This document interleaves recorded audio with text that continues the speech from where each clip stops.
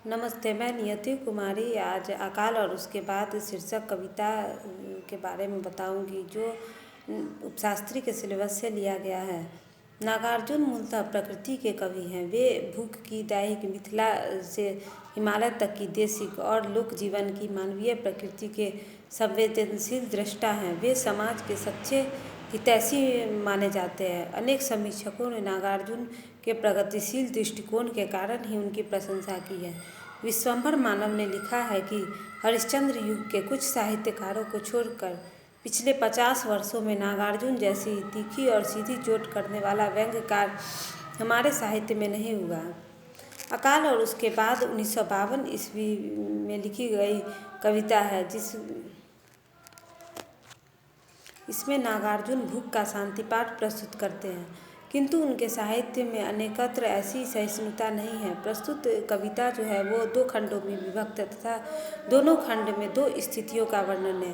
प्रथम में अकाल के समय की अवस्था का वर्णन है तो दूसरे में उसके बाद की। कवि कहते हैं कि यहाँ न तो कोई चूल्हा रो रहा है न ही कोई औरत रो रही है, मतलब अर्थात यहाँ न तो कोई बच्चा रो रहा है न ही कोई औरत रो रही है। रोने वाला तो चूल्हा है जो कई दिनों से ठंडा पड़ा हुआ है। यह चूल्हा घर का भी है और मानव का पेट रूपी भी है। घर में दाने भी नहीं है, इसलिए चक्की भी उदास है। ऐसा लगता है कि वह सहानुभूतिपूर्ण सोई हुई है। कई दिनों की भूख की ज्वाला से घर में इतनी उमस है कि छिपकलियाँ भी सैनिकों की तरह गश्त लगा रही है। भूख की ज्वाला में मानो घर के कीड़े मकोड़े भी जलकर भस्म हो गए या बाहर चले गए हैं। छिपकलियाँ भी भूख से व्याकुल है। ऐसी स्थिति में चूहों की हालत भी शिकस्त हो गई है। दिन रात दानों को इधर उधर कुतरने वाले चूहे शिकंजों में जड़ दिए गए हैं। इस प्रकार नागार्जुन ने भूख की तरफ को ध्वनित किया है। दूसरे खंड में अकाल के बाद की स्थिति का वर्णन है, जिसमें कवि कहते हैं कि कई दिनों के बाद घर में दाने आ जाते हैं और जिसके आगमन से हर्ष का अतिरेक उत्पन्न हो जाता है। ऐसा लगता है कि मानो स्वयं लक्ष्मी ही आ गई हो। बहुत दिनों के बाद घर में चूल्हे जलते हैं, जिसका धुआं छप्पर फाड़ कर आंगन से आकाश को छूने लगता है।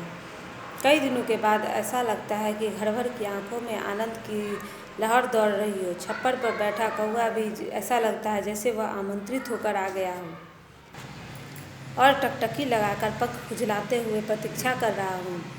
इस प्रकार इस कविता में एक ओर तो भूख की तरफ को संकेतात्मक ढंग से प्रस्तुत किया गया है तथा दूसरी ओर भूख मिटने के बाद जो हर्ष और उल्लास उत्पन्न होता है उसका भी वर्णन किया है। दोनों का अभाव जो है सो पूरे परिवेश और जीव जगत को दुर्बलता देता है, किंतु उसकी प्राप्ति सबको पुलकित कर देती है। अर्थात दोनों ही स्थिति में सभी को दुख होता है, किंतु जैसे ही उसकी प्राप्ति हो जाती है तो सभी के चेहरे पर खुशी की लहर दौड़ जाती है।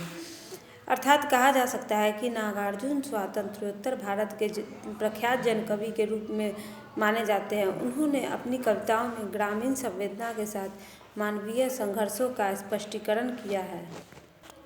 इसके साथ ही आलोच्य कविता में नागार्जुन ने एक नया प्रयोग किया है। इसमें सामान्यतः उपेक्षित जीव जंतुओं जैसे कुतिया, छिपकली, कौवा, चूहे जैसे उपेक्षित के माध्यम से अकाल का सजीव चित्रण किया है। अकाल के दौरान केवल मानव ही नहीं वरन उससे संबंध पूरा परिवेश प्रभावित होता है। इस कविता में कवि ने सहज भाषा में जिस प्रकार अकाल और उसके बाद की स्थिति का वर्णन किया है, ऐसा लगता है कि कवि स्वयं इस परिस्थिति के दृष्टा ही नहीं भोक्ता भी थे।